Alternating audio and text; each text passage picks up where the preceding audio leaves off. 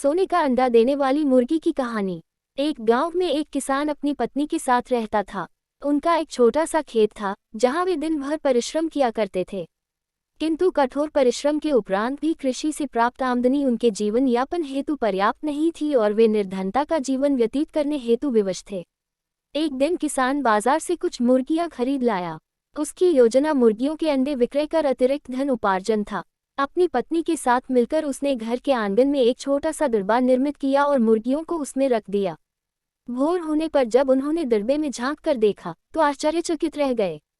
वहां अन्य अंडों के साथ एक सोने का अंडा भी पड़ा हुआ था। किसान उस सोने के अंडे को अच्छी कीमत पर जौहरी के पास बेच आया।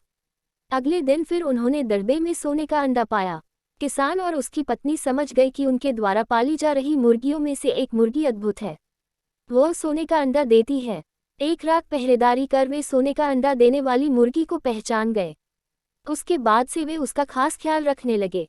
उस मुर्गी से उन्हें रोज सोने का अंडा मिलने लगा। उन अंडों को बेचकर किसान कुछ ही महीनों में धनवान हो गया। किसान अपने जीवन से संतुष्ट था, किंतु उसकी पत्नी लोभी प्रवृत्ति की थी। एक दिन वह किसान से बोली, आखिर कब तक हम रोज एक ही सोने का अंडा प्राप्त करते रहेंगे? क्यों न हम मुर्गी के पेट से एक साथ सारे अंडे निकाल लें। इस तरह हम उन्हें बेचकर एक बार में इतने धनवान हो जाएंगे कि हमारी सात पुश्तें आराम का जीवन व्यतीत करेगी। पत्नी की बात सुनकर किसान के मन में भी लोभ घर कर गया। उसने मुर्गी को मारकर उसके पेट से एक साथ सारे अंडे निकाल लेने का मन बना लिया। वह बाजार गया और वहां से एक बड़ा चाकू खरीद लाया।